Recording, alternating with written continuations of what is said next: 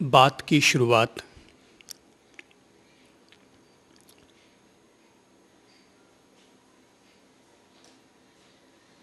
एक छोटे से घटना प्रसंग के साथ करते हैं।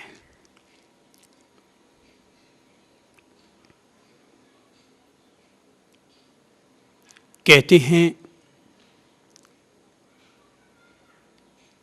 किसी समय एक राजा ने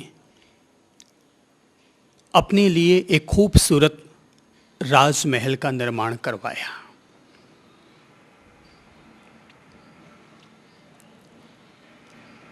महल इतना अधिक सुंदर था कि दूर दराज के लोग उस महल की तारीफ किया करते हैं। एक दिन राजा ने किसी महान सन्यासी को अपने राजमहल में आमंत्रित किया। राजा ने अपने खूबसूरत महल को उन्हें दिखाया, तारीफ करता चला गया कि मैंने महल के अमुक हिस्से में सोने की स्याही का काम करवाया है, अमुक हिस्से में मैंने संसार का सर्वश्रेष्ठ संगमरमर का उपयोग किया है। एक इंसान अपनी तारीफ में जितना कुछ कह सकता है उतना उस राजा ने कहने का प्रयास किया। जब संत ने सारे राजमहल को देख लिया, लेकिन इसके बावजूद संत ने अपनी ओर से कोई प्रतिक्रिया नहीं की, तारीफ में एक भी शब्द नहीं कहे, तो राजा को थोड़ा सा आश्चर्य हुआ। राजा ने स्वामी जी से पूछा, क्या बात है महाराज श्री, आप महल के बारे में कुछ बोल नहीं रहे हैं, क्या कोई कमी रह गई है? आखिर सन्यासी ने अपना मौन तोड़ते हुए कहा, महाराज ऐसी कोई बात नहीं है कि कमी रह गई हो और मैं कोई तारीफ नहीं कर रहा हूं। आपके राजमहल को देखकर मुझे लग रहा है कि हकीकत में आपने राजमहल बहुत सुंदर बनाया है, और न केवल सुंदर बनाया है वरन इतना मजबूत बनाया है कि इसे चिरस्थायी कहा जा सकता है। पर मैं चुप इसलिए रहा क्योंकि मुझे लगा कि हे राजन, तुमने राजमहल तो चिरस्थायी बनाया पर इसमें रहने वाला स्थायी नहीं है। ये बात सुनते ही राजा चौंक पड़ा। बोले, भगवान आप क्या कह रहे हैं? बोले, भैया मैं ठीक ही कह रहा हूं कि राजमहल तो निश्चित तौर पर चिरस्थायी है, पर इसमें रहने वाला जीवन वो चिरस्थायी नहीं है। प्रकृति का नियम ही यही है कि यहां सभी कुछ परिवर्तनशील है। सत्ता के लिहाज से प्रत्येक वस्तु परिवर्तनशील हुआ करती है, सत्ता के लिहाज से प्रत्येक वस्तु स्थायी होती है, लेकिन बाहर के रूप रूपाय की नजरों से हर वस्तु परिवर्तनशील हुआ करती है। जैसे कि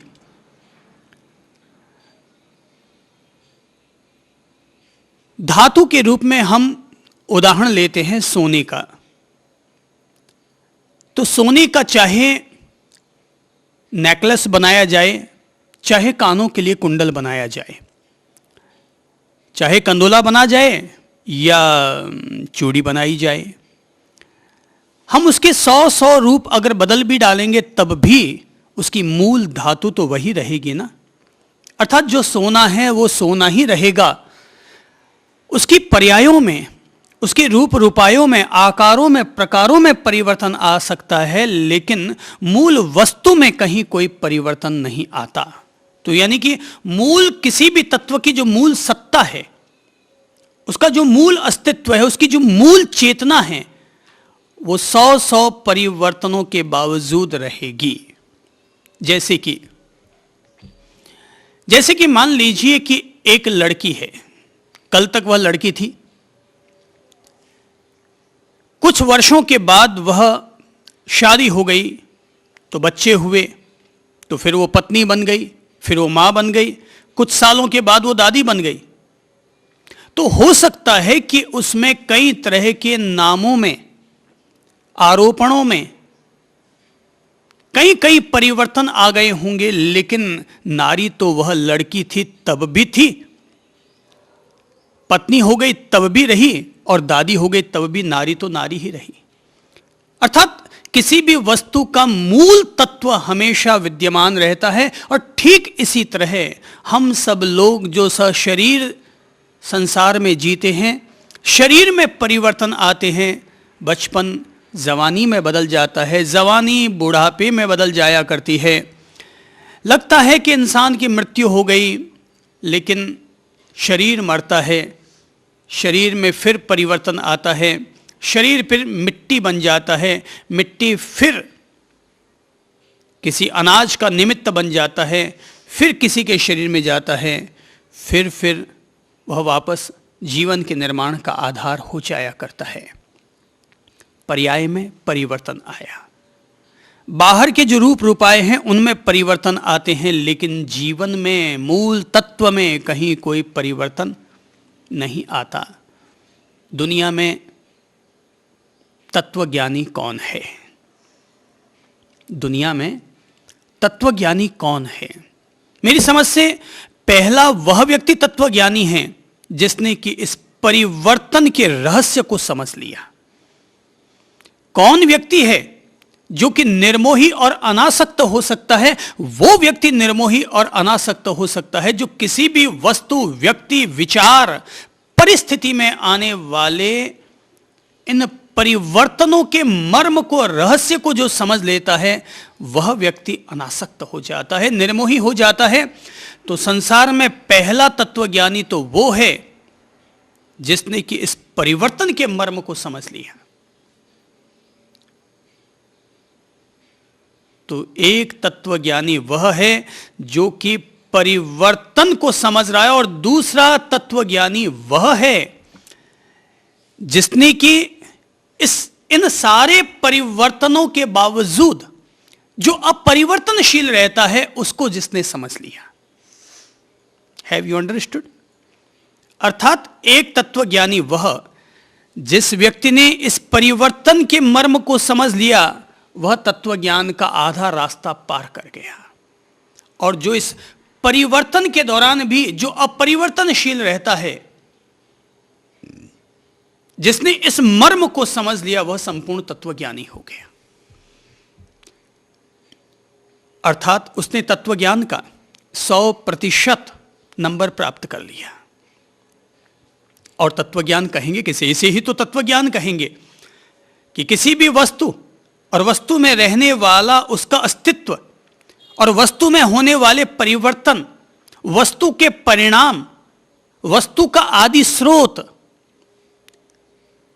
इन विभिन्न मर्म स्थलों को समझ लेने वाला व्यक्ति ही तत्वज्ञानी कहलाता है। अर्थात उसने किसी भी तत्व को, किसी भी वस्तु को तत्व की दृष्टि से जब पूरी तरह समझ लिया, तो वह व्यक्ति कहलाएगा तत्वज्ञानी है, वह तत्वविद है। कठोपनिषद में, हाँ, जैसा कि अभी अभी मैंने कहा था, आपने पूछा कि तत्वज्ञानी ही आत्मज्ञानी होता है। याद रखिए, आत्मज्ञान तत्वज्ञान का एक हिस्सा है।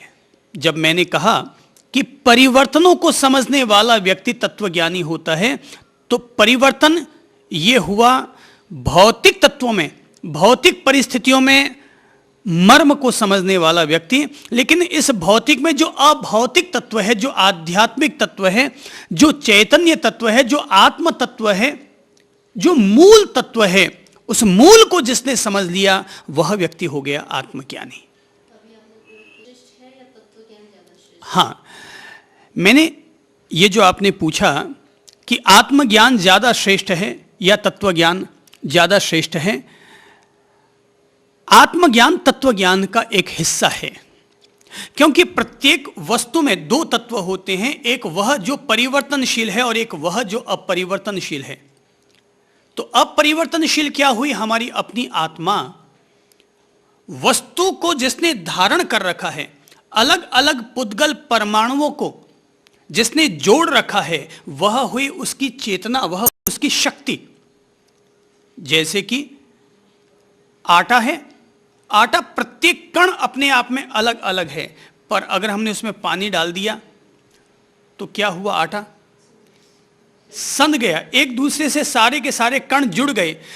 तो आटा और कण ये तो हो गए परिवर्तनशील, और उसको आटे को धारण किसने कर रखा है, बांध किसने रखा है? तो वह तत्व हो गया उसकी आर्द्रता। अगर आर्द्रता सूख जाए तो वापस कण में कण बिखरते चले जाएंगे। तो जिसने उसको जोड़ रखा है, तो अपन सब लोगों के शरीर में भी ये तो जो भौतिक शरीर है ये है परिवर्तनशील, लेकिन इसके भीतर एक तत्व रहता है, वो है अपरिवर्तनशील, अर्थात वह चेतना, वह आत्मा।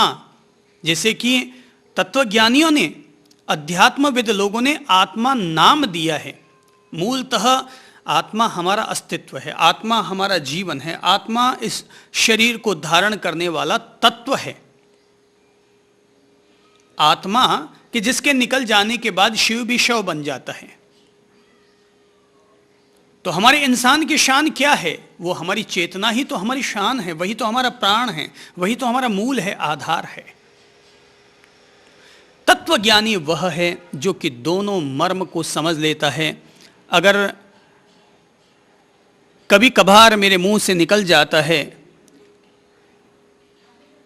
कि मुझे किसी की याद नहीं आती या मोह नहीं जगता, तो इसका उद्देश्य यही है कि व्यक्ति जान रहा है कि मूल तत्व वह सदा रहता है, चाहे आप मेरे पास रहें और चाहे ना रहें। और जो परिवर्तन है पर्यायों में, आकारों में, स्थानों में, वो तो आज आप यहाँ हैं, कल आप वहाँ जा सकते हैं। परिस्थितियाँ बदलती हैं और परिस्थितियों के अनुसार इंसान, आज अनुकूलता यहाँ की है तो आप यहाँ हैं, आज अनुकूलता नहीं है तो वहाँ हैं। पर इसका मतलब ये तो नहीं मैं नहीं मानूंगा कि आप यहां है ही नहीं।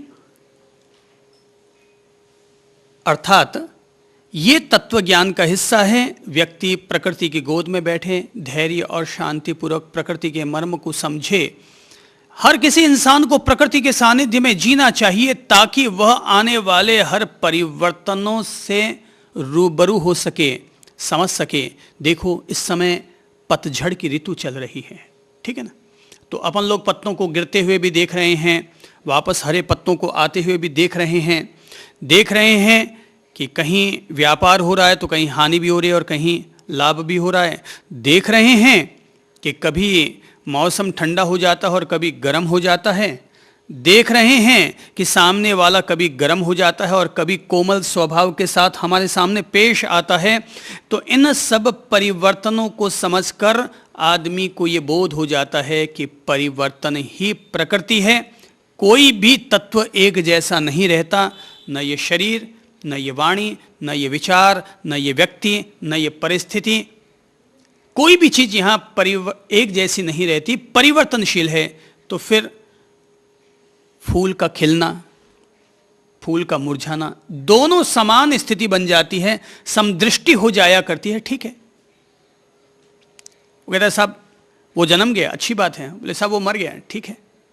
प्रकृति की व्यवस्था यही है, प्रकृति की व्यवस्था यही है कि एक न एक दिन किसी को बिछुड़ना भी है। इसीलिए मैं कहा करता हूं कि दादा मरता है तो चिंता मत करो, क्योंकि पोता पैदा हो जाता है। ये प्रकृति की व्यवस्था है, ये प्रकृति की व्यवस्था है। मैं मर जाऊंगा तो कोई दूसरा पैदा हो जाएगा, दूसरा चला जाएगा तो कोई तीसरा आ जाएगा। कोई ये तो है नहीं कि आज अगर अपन कहें कि देश की महान प्रधानमंत्री इंदिरा गांधी हुई कि जवाहरलाल नेहरू हुए, तो अगर वो मर गए तो क्या देश चला नहीं गया? उनका महत्व रहा होगा, उनका महत्व रहा होगा, लेकिन लोग आते हैं चले जाते हैं। ये प्रकृति का धर्म है, गुण धर्म है, यही उसका व्यक्तित्व है। तो अगर हम इस मर्म को अगर समझ लेंगे ना, एक बात अगर हम सब लोगों के दिल में आ गई कि प्रत्येक वस्तु में एक वह है जो परिवर्तनशील है, एक वह है जो अपरिवर्तनशील है। इन दो तत्वों को अगर हम समझ गए तो समझ लो हमने तत्व ज्ञान की तरफ अपने सार्थक कदम बढ़ा दिए हैं। बिल्कुल, परिवर्तन की जो पहचान है वही हमें तत्व ज्ञान की तरफ ले जाती है। हकीकत यह है कि यही तो तत्व ज्ञान है। परिवर्तन को पहचानना, उसका बोध करना ही तत्व ज्ञान है। जैसे कि किसी कोख से आज बच्चा जन्म लिया, कल वो मर भी सकता है, ठीक है। तो जिस व्यक्ति ने इस तत्व को समझ लिया है, कोई आता है कोई जाता है, यही व्यवस्था है प्रकृति की, वह व्यक्ति किसी के आने पर कोई बहुत ज़्यादा आनंदित नहीं होता और किसी के चले जाने पर कोई बहुत ज़्यादा आर्त ध्यान और रौद्र ध्यान नहीं करता, ठीक है। ये एक व्यवस्था है। नदियों में पानी आता है और चला जाता है। तो इसलिए कभी कभी सरोवर के किनारे हम लोगों को बैठना चाहिए और आती जाती लहरों को देखना चाहिए। तो हम लहरों को उठते गिरते देखते लगेगा, हाँ एक उदय हो रही है, दूसरी जा रही है, लहर आ रही है जा रही है, आ रही है जा रही है। ये व्यवस्था। ऐसे हम जब ध्यान करते हैं तो देखते हैं सांस आ रही है जा रही है, फिर आ रही है फिर जा रही है। ये प्रकृति का परिवर्तन वाला जो धर्म है हम समझने का प्रयत्न करते हैं। बाकी सांसों पर ध्यान धरने का कोई औचित्य नहीं है, सांस तो आ ही रही है। ये केवल इस मर्म को समझने के लिए, पुनः पुनः मर्म को समझने के लिए कि प्रकृति परिवर्तनशील है, हमारी सांसें परिवर्तनशील हैं, हमारी धड़कन परिवर्तनशील है। चेहरे को लोग देखते हैं, सफ़ेद बाल आ जाते हैं, अर्थात झुर्रियाँ पड़ रही हैं, सब चीज़ यहाँ पर परिवर्तनशील है। फिर ठीक है तो भी ठीक, नहीं है तो भी ठीक। इसीलिए मैं कह दिया करता हूँ कि इसकी कोई ज़रूरत नहीं है कि कोई बहुत ज़्यादा लंबी ज़िंदगी इंसान जिए। कल भी वही कर रहे थे, आज भी वही करेंगे, परसों भी वही करना है, वही खाना पीना, अंगना मूतना, वही धंधा पानी, दुकानदारी, कुल मिलाकर के सब लोगों की ज़िंदगी वही एक प्राइवेट लिमिटेड कंपनी की तरह बनी हुई है। अब जब वही सब जीना है तो ठीक है, 5 साल कम जिए या 5 साल ज़्यादा जी ले, क्या फ़र्क पड़ना है। अमर तो कोई रहना है नहीं। जब जाना तय है तो क्या फ़र्क पड़ना है कि 2 साल पहले गए या पीछे गए। तो मौत के लिए न तो बुलावा है और न ही मौत से कोई शिकवा शिकायत है कि भाई तुम मत आना, ठीक है। अगर प्रभु की इच्छा है मैं रहूं तो रह रहे हैं, प्रभु की इच्छा है मैं चलूं तो चले जाएंगे। आसक्ति नहीं होगी। बुरा अगर लगेगा तो जन्म और मरण बुरा नहीं लगता, बुरा अगर लगेगा तो जो पीड़ाएं होती हैं बीच की, जो भोगावली कर्म हमें भोगने पड़ते हैं वो पीड़ादायी लगते हैं। तो लगता है प्रभु जब तेरी इच्छा हो बुला लेना, पर ये जो भुगतना पड़ता है संसार में, इसकी कोई ज़रूरत नहीं है। सहज रूप में जिए, सहज रूप में चले जाएं। तो मैं कह रहा था तत्वज्ञान कि कौन है तत्वज्ञानी। वह व्यक्ति है तत्वज्ञानी। देखो मैंने कहानी कही थी राजा की, एक उदाहरण के तौर पर कह दिया कि राजमहल चिरस्थायी है पर उसमें रहने वाला व्यक्ति चिरस्थायी नहीं है। तो एक है परिवर्तनशील, दूसरा है अपरिवर्तनशील। हालांकि राजमहल भी परिवर्तनशील ही है, वो भी एक न एक दिन चला जाएगा, पर एक उदाहरण के तौर पर समझने के लिए एक है परिवर्तनशील और दूसरा है अपरिवर्तनशील। अपन इस मर्म को समझें ताकि इसके आधार पर अपन सब लोग अपने अपने आप को समझ सकें, अपने संबंधों को समझ सकें, अपने मित्र और दुश्मनों को समझ सकें। तो जब मैं कहता हूं कि भाई वीत द्वेष बनो, तो समझ लो जिस व्यक्ति ने प्रकृति के इस मर्म को समझ लिया, वह जो तत्वज्ञानी होगा वह अपने आप ही वीत द्वेष हो जाएगा। ठीक है, सब बदलना है। कोई अगर आज उपेक्षा करके चला गया तो बहुत ज़्यादा पीड़ा नहीं होती है, ठीक है।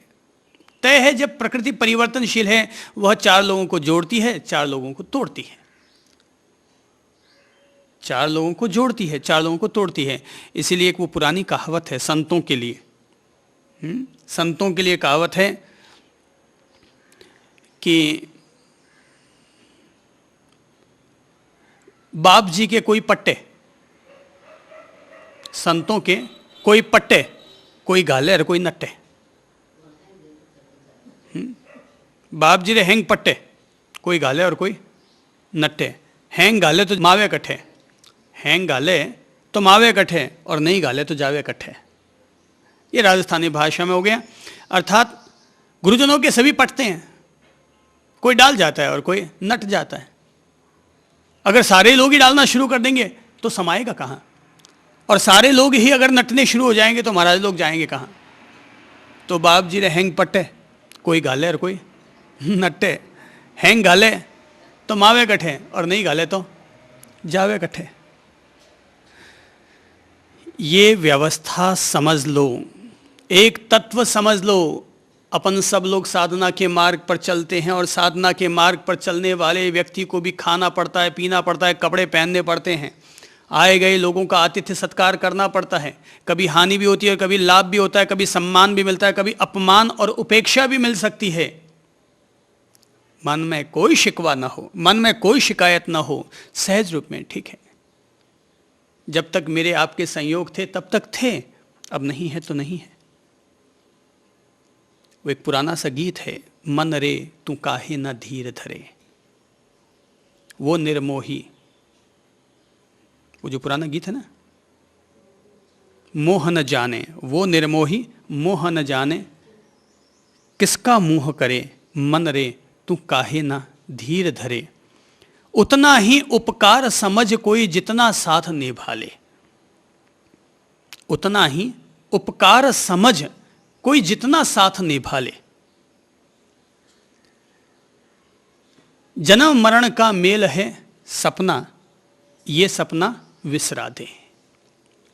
जो जितना काम आ गया उतना ही उपकार है, ठीक है। तुम मेरे जितने काम आए मैं उतना ही तुम्हारा एहसान मंद हूं, बाकी अब तुम्हारी अगर मर्जी नहीं है कोई बात नहीं। अर्थात इसमें भी आनंद और उसमें भी आनंद। एक बहुत अच्छी पुरानी कहानी है, और ये कहानी है योगीराज आनंद घन के जीवन से जुड़ी हुई।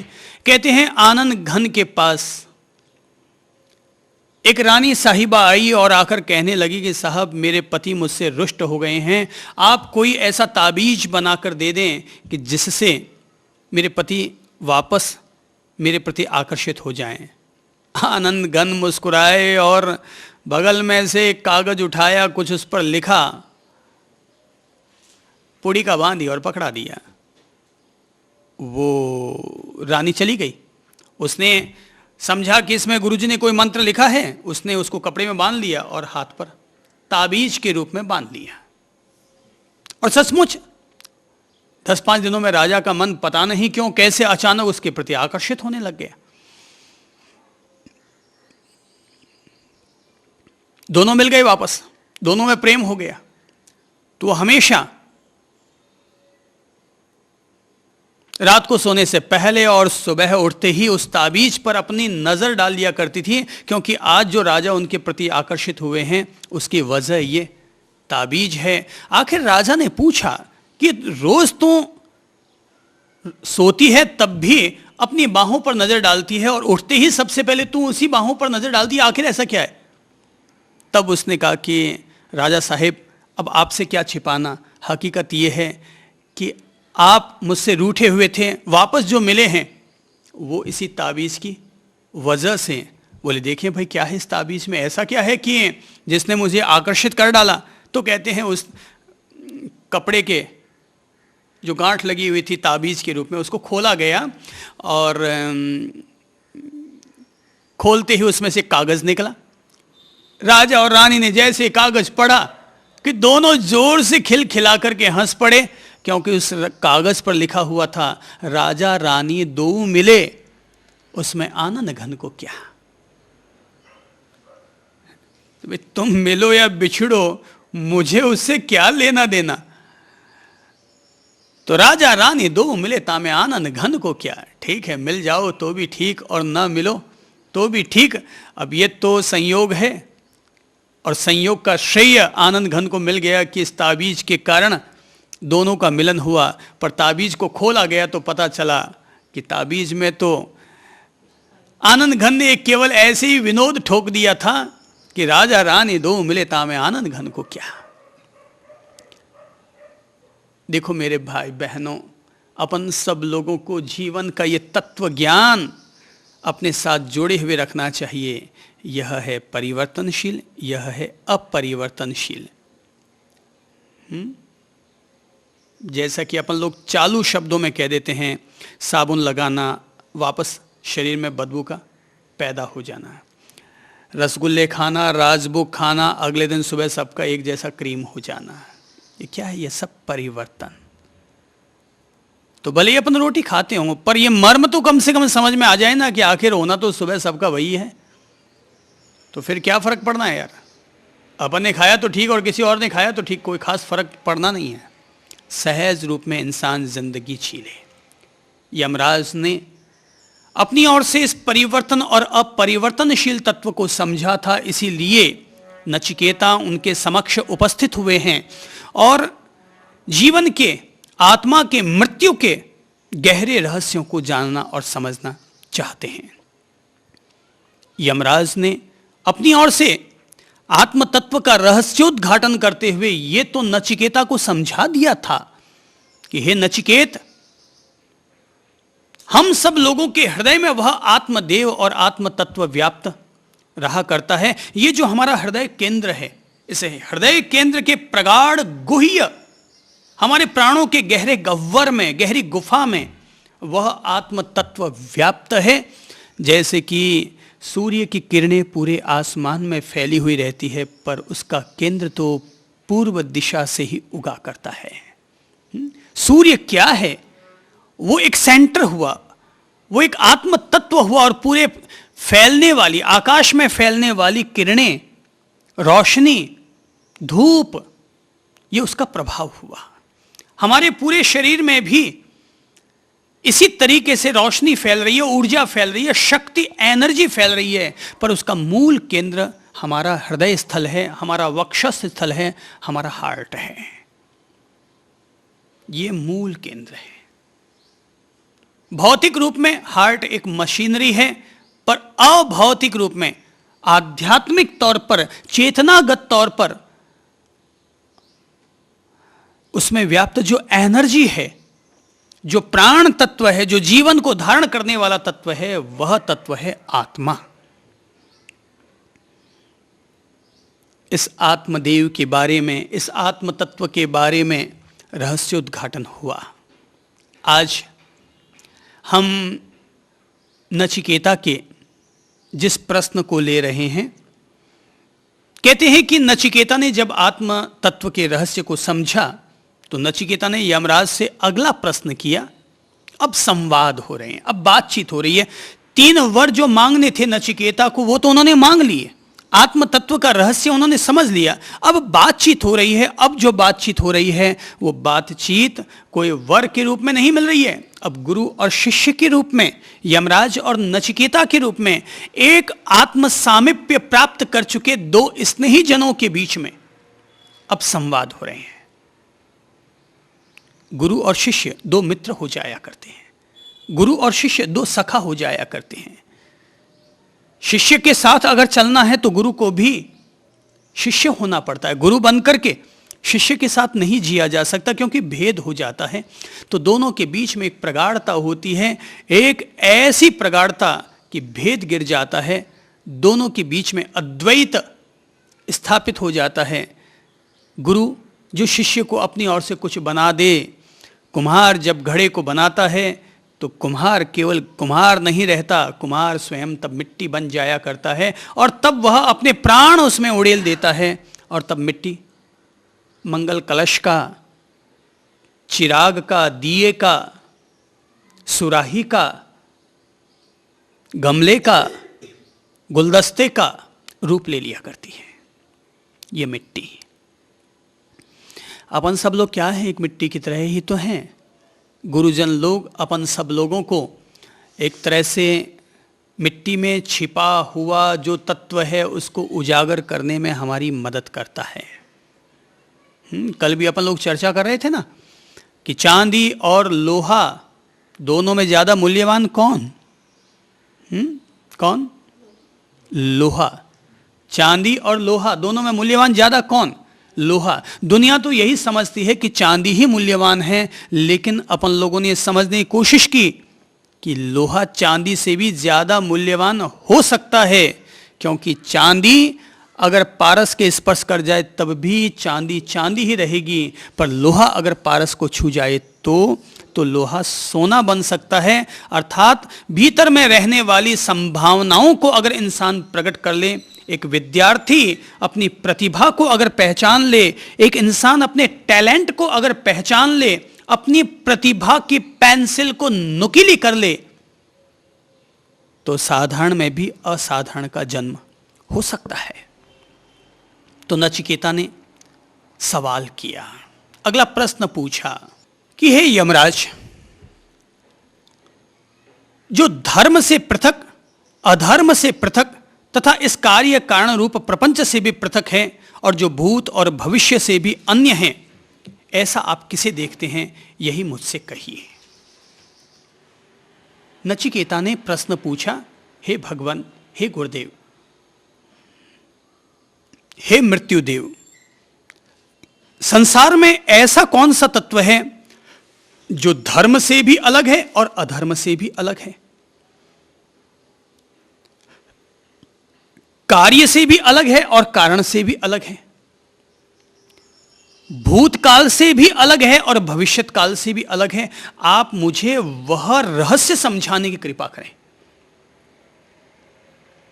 देखिए, प्रत्येक सिक्के के दो पहलू होते हैं। सिक्का अगर गिरेगा तो या तो चित्त गिरेगा या पुट गिरेगा। प्रत्येक वस्तु के दो पहलू हुआ करते हैं। ऐसे ही धर्म और अधर्म, ये दो पहलू हो गए। इंसान अगर अधर्म कर रहा है तो क्या कहा जाएगा कि वह धर्म करे, पर अगर मुक्त होना है, मोक्ष और निर्वाण की तरफ अगर बढ़ना है, तो इंसान को अधर्म से भी मुक्त होना पड़ेगा और धर्म से भी, अनीति से भी मुक्त होना पड़ेगा और नीति से भी, अशुभ से भी मुक्त होना पड़ेगा और शुभ से भी। जीवन में तीन पहलू होते हैं, अशुभ, शुभ और शुद्ध। शुभ अशुभ से बेहतर है, पर शुद्ध होने के लिए तो हमें शुभ और अशुभ दोनों का ही त्याग करना पड़ेगा, दोनों से ही उपरत होना पड़ेगा। जैसे एक होती है बेड़ी लोहे की और दूसरी होती है बेड़ी सोने की। लोहे की बेड़ी क्या करती है? बांधती है, और सोने की बेड़ी बांधती है। अपन सब लोग गले में लोहे की चैन रखते हैं कि सोने की? सोने की चैन रखते हैं, क्योंकि लोहा थोड़ा हल्का लगता है, कीमत कम है, सोने की कीमत ज़्यादा है। तो अपन सब लोग जो भी ये सोने की चैन पहनते हैं, गले में पहनते हैं। पर एक बात ज़रा सोचिए कि बंधन अगर आपको लोहे की सलाखाओं में अगर कैद कर दिया जाए तब भी कैदी कहलाओगे, और सोने की सलाखाओं में अगर कैद कर दिया जाए तब भी कैदी ही कहलाओगे। वो कहते हैं कि राजा उदयन ने चंद्रप्रद्योत पर आक्रमण किया, दोनों के बीच में युद्ध हुआ, चंद्रप्रद्योत पकड़ा गया। उसने चंद्रप्रद्योत को सोने के पिंजरे में कैद किया। किसमें? सोने के पिंजरे में कैद किया। तो कहते हैं कि पर्युषण पर्व आए, और पर्युषण पर्व का नियम है कि अंतिम दिन सामूहिक क्षमापना की जाती है। अगर कोई व्यक्ति उस एक वर्ष के बाद भी किसी के प्रति वैर विरोध का भाव रख लेता है तो वह व्यक्ति धार्मिक नहीं कहलाता, उसकी धर्म आराधना व्यर्थ जाया करती है। तो वह आराधना करते हुए चंद्रप्रद्योत से क्षमा मांगने लगा कि साल भर में मेरे द्वारा किसी के प्रति कोई भी अपराध हुआ हो तो मैं सभी जीवों से क्षमा मांगता हूं। हे चंद्रप्रद्योत, मैं तुमसे भी क्षमा मांगता हूं। चंद्रप्रद्योत को लगा ये मौका अच्छा है, मुक्ति पाने का ये मौका अच्छा है। चंद्रप्रद्योत ने कहा, अरे राजन, तुमने तो मुझे कैद कर रखा है और ऊपर से तुम क्षमा प्रार्थना कर रहे हो। उदयी या उदयन, राजा उदयन हंसते हुए कहने लगा, भाई मैंने तुझे कैद तो कर रखा है क्योंकि तुम दुश्मन राजा हो, पर मैंने तुम्हें लोहे की जंजीरों में नहीं, सोने की जंजीरों और सोने की सलाखाओं में कैद कर रखा है। चंद्रप्रद्योत ने कहा, अरे बंधन तो चाहे लोहे की बेड़ी का हो, चाहे सोने की बेड़ी का हो राजन, बंधन तो बंधन ही कहलाएगा। कहते हैं इस बात को सुनकर के राजा उदयन ने चंद्र प्रद्योत को मुक्त कर दिया। गुस्सा तो गुस्सा ही कहलाएगा, चाहे प्यार से ही क्यों ना किया जाए। थप्पड़ तो थप्पड़ ही कहलाएगी, चाहे प्यार से क्यों ना मारी गई हो। चाहे प्यार से ही क्यों ना मारी गई हो। कहते हैं शकुनी ने अपने एक अंगरक्षक को जहर पिला दिया था क्योंकि उसने कोई गलत काम कर दिया था। तो शकुनी ने कहा कि तुम मेरे अत्यंत प्रिय रहे हो, इसलिए मैं तुम्हें जहर देकर के मार रहा हूं। अगर अप्रिय होते तो मैं तुम्हारी ऐसी दुर्दशा करता कि तुम्हारी वंशावली याद रखती कि इतनी भयंकर दर्दनाक मृत्यु दी गई। तब दास ने कहा था उस अंगरक्षक ने कि राजन, मृत्यु तो मृत्यु ही है, फिर चाहे जहर देकर के दी जा रही हो या चाहे सड़ सड़ करके मुझे मारा क्यों ना जाए, मृत्यु तो मृत्यु ही है। तो अशुभ अशुभ है और शुभ शुभ है, पर शुद्ध होने के लिए हमें शुभ और अशुभ दोनों से मुक्त होना पड़ेगा। पाप से पुण्य अच्छा है, पर निर्वाण पद प्राप्त करने के लिए हमें पुण्य से भी उपरत होना पड़ेगा, मुक्त होना पड़ेगा। नचिकेता ने पूछा, हे यमराज जी, आप मुझे वह रहस्य बताइए कि जो धर्म और अधर्म दोनों से ही ऊपर हो, कार्य और कारण इन दोनों प्रपंचों से ही जो मुक्त हो। क्योंकि कार्य और कारण का सिद्धांत, जो कि जिस सिद्धांत पर यह पूरा विज्ञान टिका हुआ है कि अगर कुछ हो रहा है तो वजह जरूर है। गुस्सा आया है तो कोई ना कोई वजह जरूर है। हवाई जहाज अगर आसमान में उड़ रहा है तो कोई ना कोई उसका कारण अवश्य है। तो जब वैज्ञानिकों ने देखा कि आसमान में कबूतर उड़ सकता है, चिड़िया उड़ सकती है, तो उन्होंने सोचा इसकी वजह कुछ ना कुछ जरूर होगी। हवाई जहाज के आविष्कार में एक चिड़िया के उड़ने की भूमिका रही, जिसको देखकर वैज्ञानिकों ने सोचा कि चिड़िया की तरह हम भी आसमान में उड़ सकते हैं। नचिकेता जानना चाहते हैं कि जो न कार्य है न कारण है, दोनों ही इन हालातों से जो ऊपर है, भूत और भविष्य, इन दोनों से ही जो उपरत है, चाहे भूतकाल हो जाए चाहे भविष्य काल आए, पर जो तत्व पहले भी था, आज भी है, भविष्य में भी रहेगा, ऐसा शाश्वत वर्तमान कौन है? ऐसा शाश्वत वर्तमान कौन है जो पहले भी था, आज भी है और भविष्य में भी बना हुआ रहेगा। सामान्य तौर पर भूतकाल, भविष्यकाल, वर्तमान काल, 3 प्रकार के काल होते हैं, पर यह भूत, भविष्य और वर्तमान काल हम सामान्य प्राणियों के लिए लागू होते हैं। पर जो अपरिवर्तनशील तत्व होता है, हम सब लोगों के भीतर जो आत्म तत्व, चैतन्य तत्व जो व्याप्त है, वो तो जन्म के पहले भी था कि नहीं? जन्म के पहले भी था, जन्म के बाद जीवन भर भी है, और हम मर जाएंगे, अर्थात शरीर शांत हो जाएगा, शरीर कब्रिस्तान और शमशान में जला दिया जाएगा, तब भी यह आत्म तत्व बाद में भी रहेगा। जीसस ऊपर चले गए ना, महावीर ऊपर चले गए ना, क्या महावीर का शरीर है? क्या बुद्ध का शरीर है? क्या राम का शरीर है? क्या मेरे और आपके दादाजी का शरीर है? दादाजी चले गए, तो क्या वो चले गए? अगर चले गए तो आप किसको अब दादा कह रहे हैं? अगर उनके बाद में कोई चेतना न रह पाई तो आप किसकी वर्षी मना रहे हैं? आप किसको अपने प्रणाम कर रहे हैं? अगर उनके मरते ही सब कुछ समाप्त हो गया तो आप किसके पोते और पोती कहला रहे हैं? शरीर शांत हो जाता है, पर शरीर में रहने वाला चैतन्य तत्व फिर भी व्याप्त रहता है। वो सर्वातीत है, सार्वकालिक है, सार्वभौम है, पहले भी है या पहले भी था, आज भी है, बाद में भी रहेगा। हे यमराज, तुम चूंकि मृत्यु के रहस्य ज्ञाता हो, चूंकि तुम हर रहस्य के मर्मज्ञ हो, इसलिए तुम ही मुझे समझाने की कृपा करो कि संसार में वो कौन सा तत्व है जो कि इन सारे उठा पटकों के बावजूद जो था, है और रहेगा, तीन ही तो अक्षर हैं, था, है, गा। था, है, गा, अर्थात पहले भी था, आज भी है और बाद में भी रहेगा। वह तत्व कौन सा है? तब हाँ, तो ये दोनों एक दूसरे से अन्योन्य आश्रित हुए ना।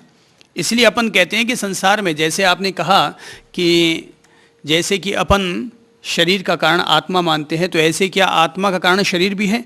तो आपने ये जिज्ञासा अपनी बिल्कुल वाजिब रखी है। हकीकत यह है कि संसार का प्रत्येक तत्व, प्रत्येक पदार्थ परस्परावलंबन से जुड़ा हुआ रहता है। कहीं मेरी जरूरत है और कहीं आपकी जरूरत है। सब चीजों का यहां परस्पर सहयोग है। कोई अपने आप में यह नहीं कह सकता कि मेरे कारण ऐसा हो रहा है। अगर वो ऐसा कहता तो उसका झूठा अहंकार है, झूठा घमंड है। कहीं मेरी उपयोगिता हो जाती है और कहीं आपकी उपयोगिता हो जाती है, कहीं आत्मा की उपयोगिता और कहीं शरीर की उपयोगिता है। एक तत्वज्ञानी व्यक्ति शरीर के साथ रहते हुए भी यह जानता है, शरीर परिवर्तन धर्म है, शरीर अनित्य है, शरीर जन्म, जरा, रोग, बुढ़ापे, मृत्यु से घिरा हुआ है। शरीर अन्न धर्म है, रोग धर्म है, भोग धर्म है। तो वो इस तत्व को समझ रहा है। नींद उसे भी लेनी पड़ती है, पर वो समझ रहा है ये शरीर सो रहा है क्योंकि ये शरीर का गुण धर्म है। अगर अपन भोजन करते हैं तो एक तत्वज्ञानी व्यक्ति ये जान रहा है कि ये शरीर को भोजन खिलाया जा रहा है, न कि मैं भोजन कर रहा हूं। आत्मा भोजन करती नहीं है, शरीर के टिकाने के लिए भोजन करना होता है। तो हमारे भीतर भी जिजीविषा होगी तभी तो हम रोजाना भोजन करते हैं और शरीर को टिकाए रखना चाहते हैं। अगर जिजीविषा न होती, जीवेशना न होती, जीने की इच्छा न होती तो भोजन करने की जरूरत ही नहीं थी। कहने में भले ही कह दें कि हमारे भीतर जीने की तमन्ना नहीं है, पर जीने की तमन्ना है। हां, लालसा नहीं होगी, उसकी तृष्णा नहीं होगी, पर छिपी हुई तृष्णा तो होगी। तभी तो अपन सब लोग शरीर का पोषण कर रहे हैं, शरीर का ध्यान रख रहे हैं।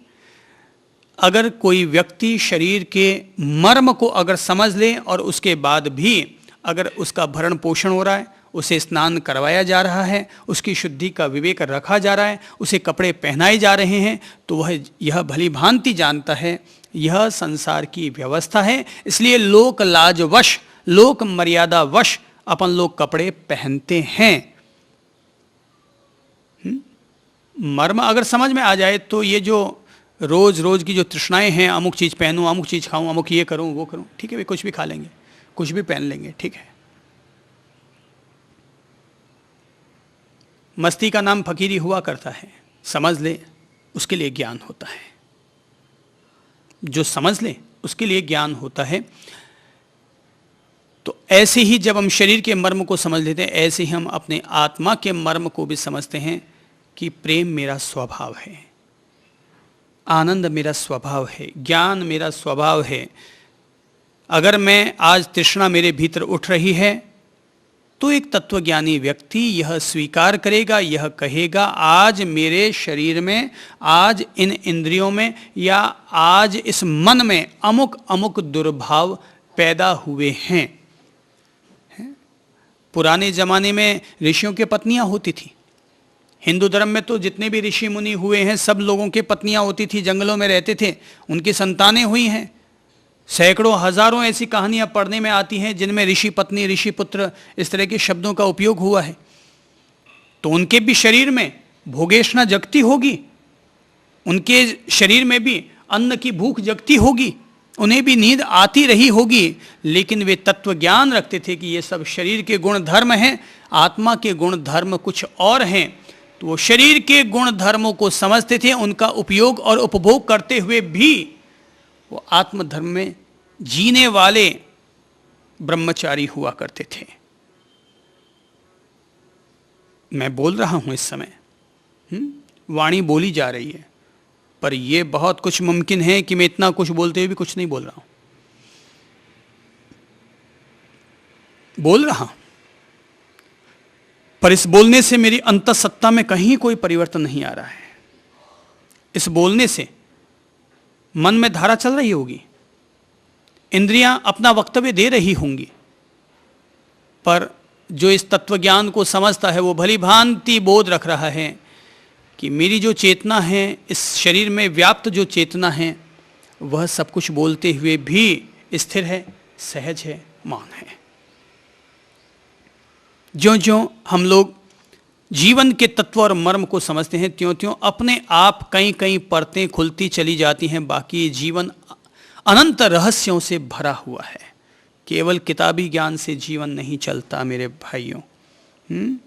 केवल किताबी ज्ञान से जीवन नहीं चला करता। हमें जीवन की एक एक घटना को, एक एक तह को, प्रकृति को, व्यवस्थाओं को, जीवन में मिलने वाली उपेक्षाओं को, कि कब किसको क्या जरूरत आ पड़ी, कब कौन आ जाता है, कब किसको गधे को भी बाप बनाना पड़ता है, कुछ कहा नहीं जा सकता।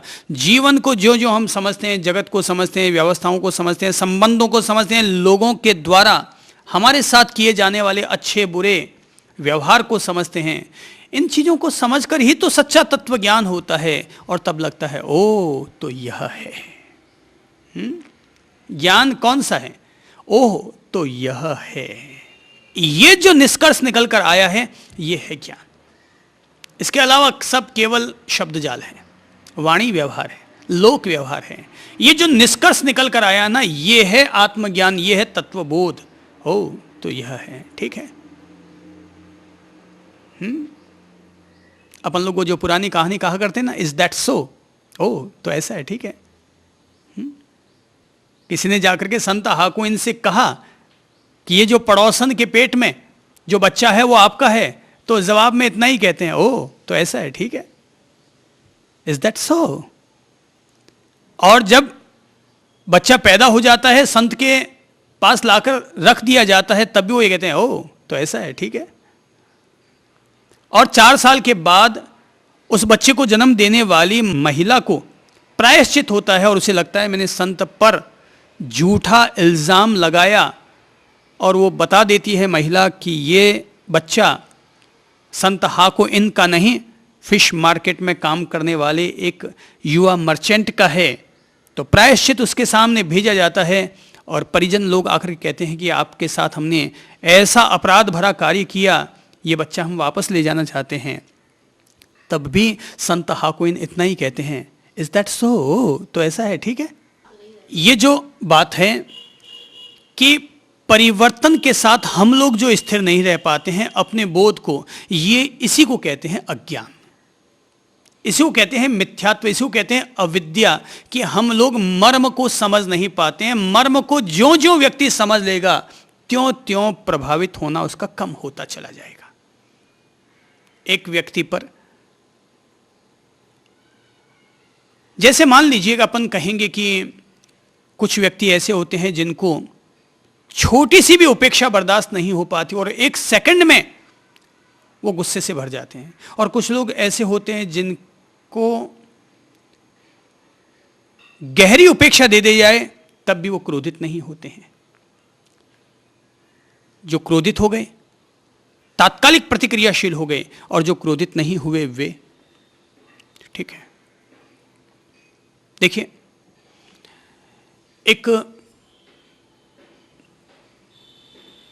कविता चलती है, पुराने समय में आप लोगों ने अपने विद्यालयी जीवन में पढ़ा होगा कि क्षमा शोभती उस भुजंग को जिसके पास गरल हो, उसको क्या जो दंतहीन विष रहित विनीत सरल हो। या आपने एक और दोहा सुना होगा कबीरदास जी का कि क्षमा बड़न को चाहिए छोटन को उत्पात, कहाँ विष्णु को घटी गयो जो भृगु मारी लात। कि भृगु ने अगर लात भी मार दी तब भी कुछ नहीं हुआ। देखिए प्रतिक्रियाएं कैसे पैदा होती हैं, हम लोग किस तरह से प्रभावित हो जाते हैं। ऐसा हुआ कि एक बार ऋषियों के बीच में चर्चा चल पड़ी कि कौन व्यक्ति है जो भगवान को भी गुस्सा दिला सकता है, उनको प्रभावित कर सकता है। तो बोले देखते हैं, भगवान की परीक्षा करते हैं किस देवता में क्या दम है। तो ऋषियों ने मीटिंग की, बैठक की, और आखिर में यह काम सौंपा गया ऋषि भृगु को। तो भृगु जी रवाना हो गए एक एक देवताओं को चेकअप करने के लिए, कसौटी पर कसने के लिए, तो भृगु सबसे पहले ब्रह्मा जी के पास गए और जाते ही सीधे उनके बगल में जाकर के बैठ गए।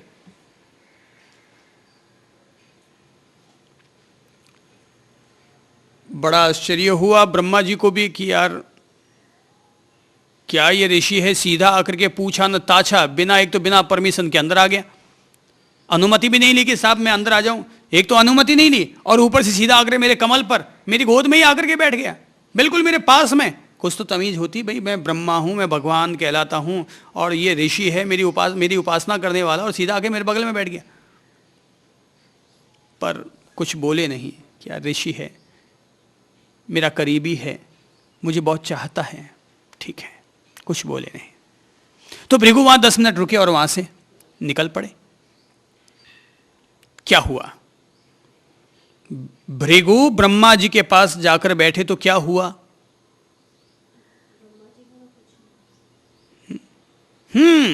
अपन को लगता है ब्रह्मा जी को कुछ नहीं हुआ, लेकिन ब्रह्मा जी को बहुत कुछ हो गया।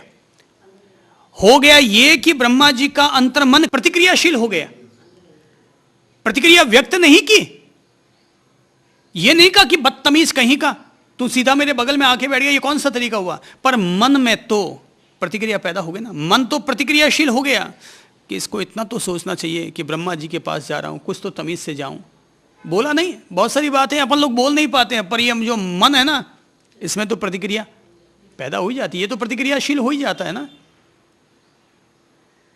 तो परिवर्तन होते हैं, लेकिन उस परिवर्तन के दौर में अपन लोग स्थिर नहीं रह पाते, अपने ज्ञान को मक्कम नहीं रख पाते और फिसल जाया करते हैं। तो कहते हैं कि वो गए महादेव जी के पास, वहां से निकलकर, तो महादेव जी के पास गए, ब्रह्मा जी के तो केवल बगल में बैठे थे, पर महादेव जी के तो सीधा गोद में ही जाकर के बैठ गए। और जैसे ही भृगु जाकर के बैठे, शंकर को गुस्सा आया, उठाया अपना डमरू, उठाया अपने भाला और भृगु को उठा करके मारने दौड़े। बीच में पार्वती जी आई, भृगु चले गए पार्वती जी की शरण में, बोले माते मैं तो इस रूप में आया था, परीक्षा लेने के लिए आया था। पार्वती जी ने महादेव जी को आखिर समझा बुझा करके शांत किया। अब क्या हुआ, महादेव को प्रतिक्रिया हुई, वहां ब्रह्मा जी की प्रतिक्रिया हुई पर प्रकट ना किया, महादेव जी को प्रतिक्रिया हुई भी और प्रकट भी किया।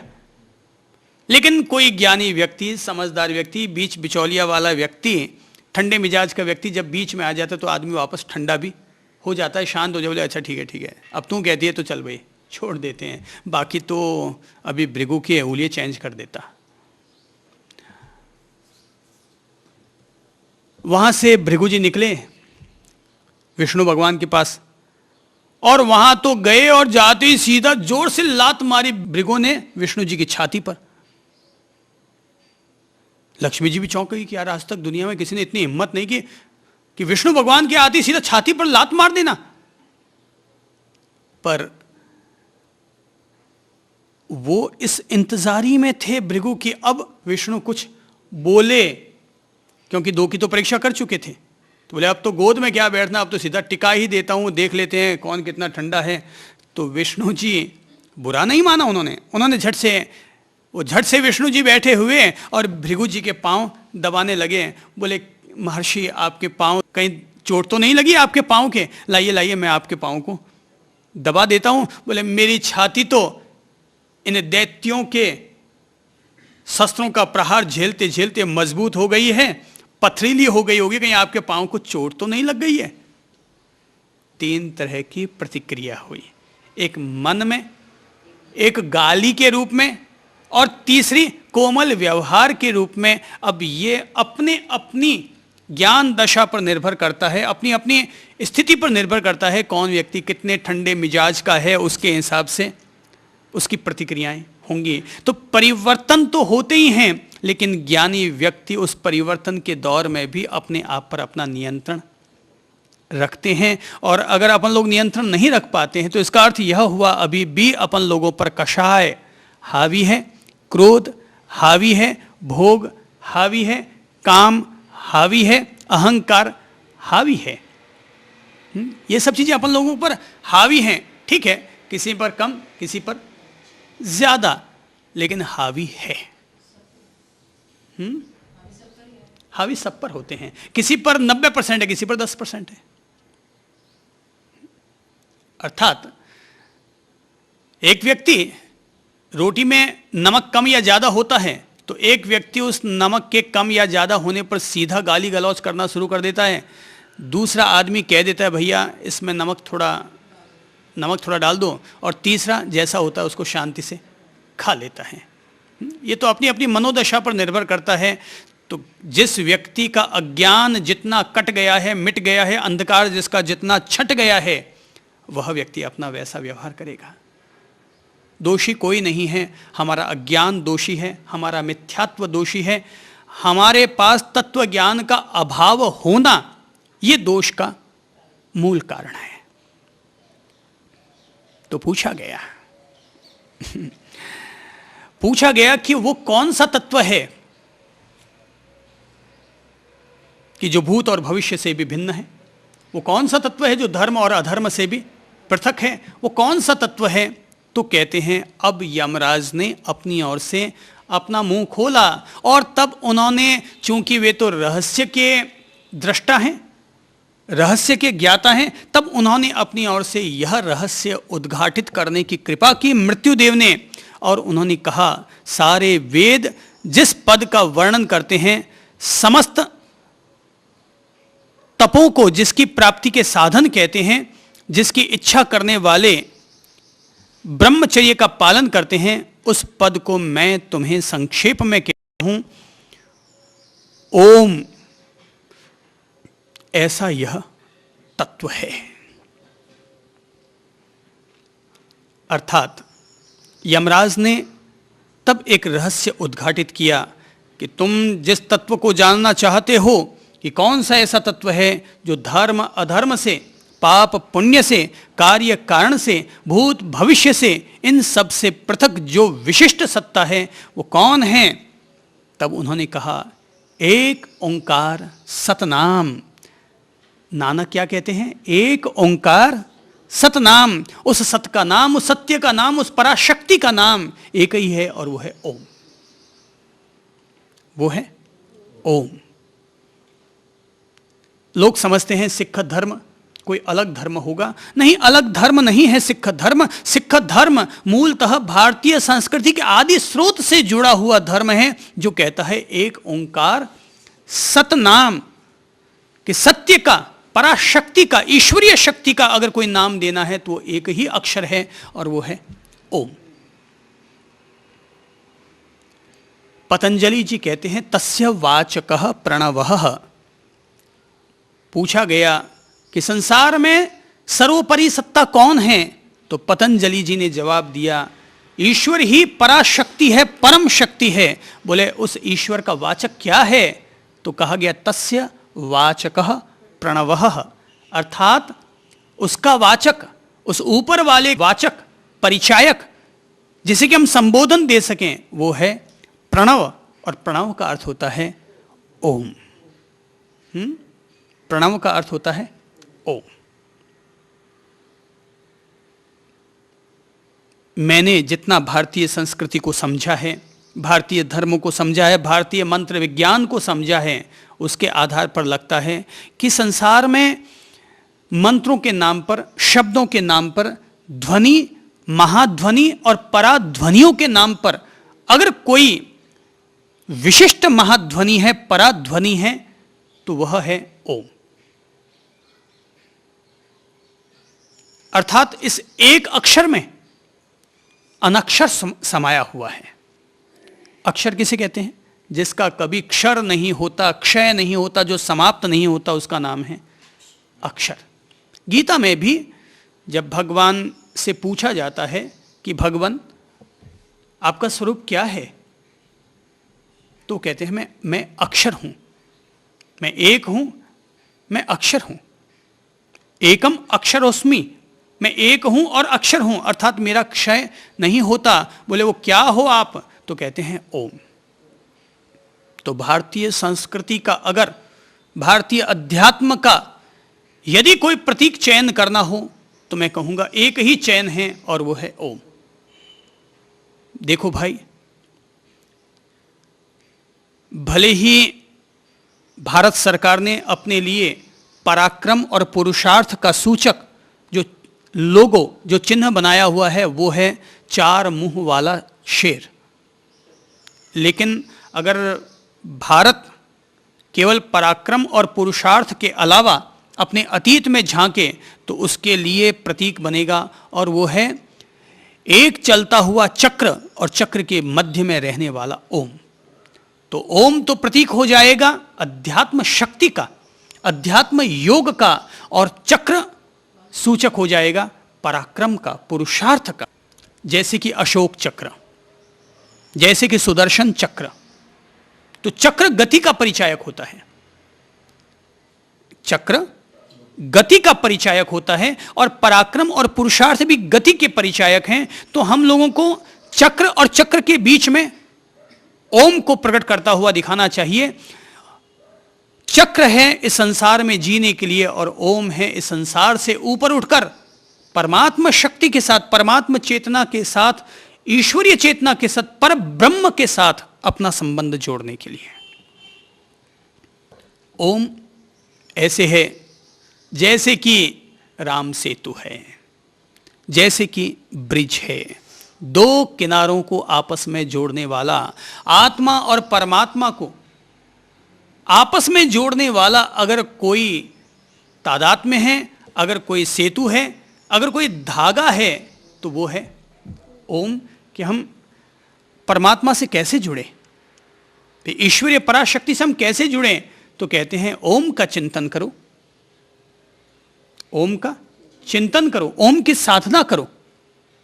अपने यहां पर एक बहुत अच्छी साधना चलती है, ओंकार साधना, चैतन्य ध्यान के रूप में, जिसमें अपन लोग ओंकार साधना को अलग अलग चरणों में साधते हैं।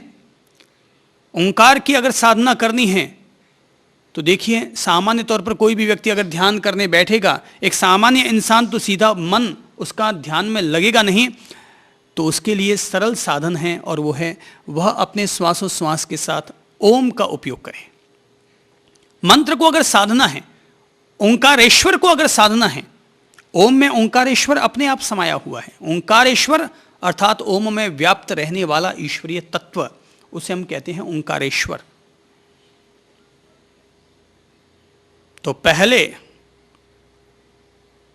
जो व्यक्ति लगता है मेरा मन ध्यान में नहीं लगता, मैं पापी हूं, मैं कषाई हूं, मैं भोगी हूं, मैं ये हूं, मैं वो हूं, वो व्यक्ति पहले तो 7 दिन तक लगातार 15 मिनट तक केवल ओंकार का उद्घोष करे, नाद करे, महानाद करे, ओम ओम ओम।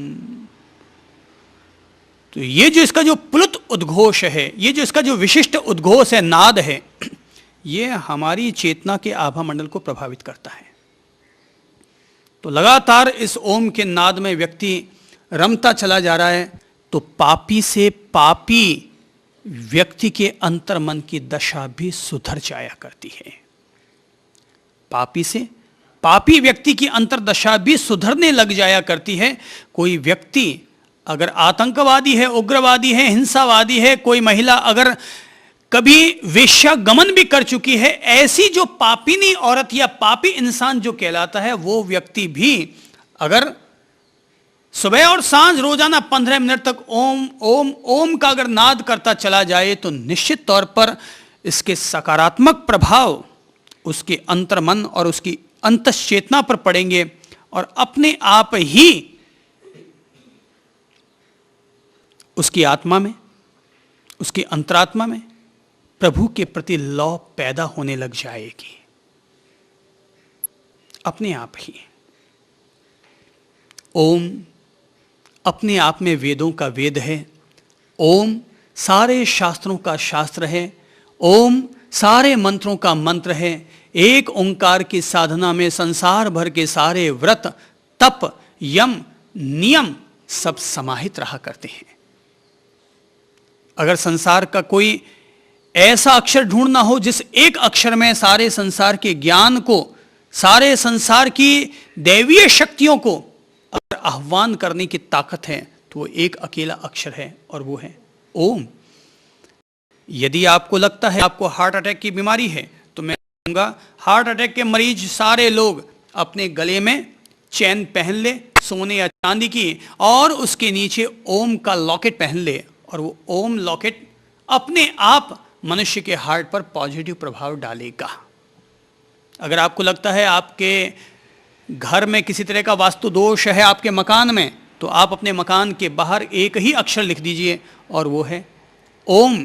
ओम लिख दिया अर्थात हमने ईश्वर को अपना मकान समर्पित कर दिया।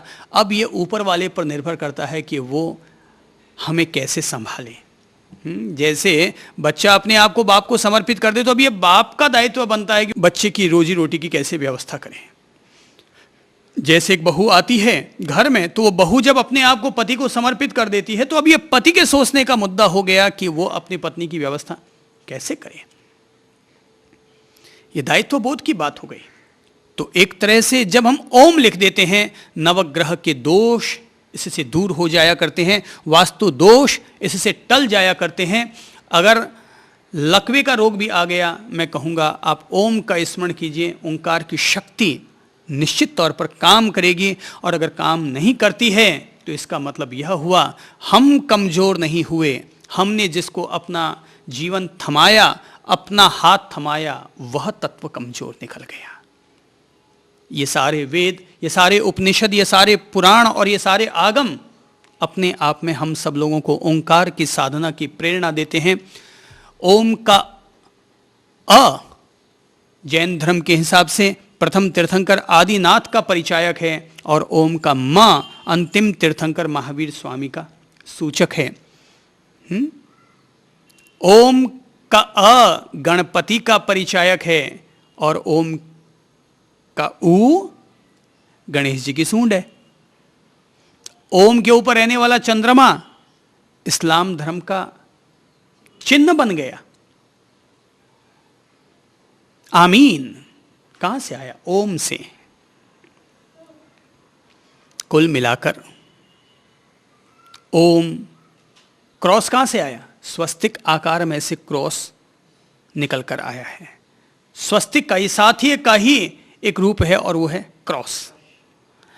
जो भी हो, पर यह एक ऐसी पराशक्ति का तत्व है जो कि हमारे जीवन पर दूरगामी परिणाम और प्रभाव दे सकता है। यदि हमें ओंकार की साधना करनी है तो हम पहले ओंकार का उच्चारण करना शुरू करें, ताकि हम जिस वायुमंडल में रहते हैं वो वायुमंडल निर्मल हो, जिस मकान में रहते हैं वो मकान निर्मल हो।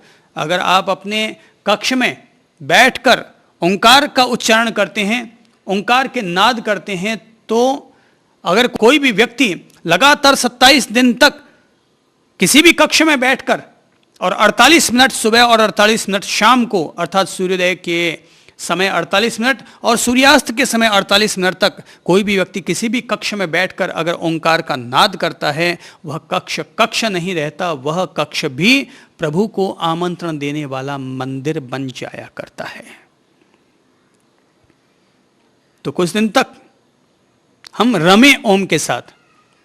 और अगर हमें लगता है कि हमें अपने भीतर की ज्ञान कोशिकाओं को, ज्ञान तंतुओं को हमें जागृत करना है, अपने दिमाग की स्मरण शक्ति को हमें प्रखर करना है, तो रोजाना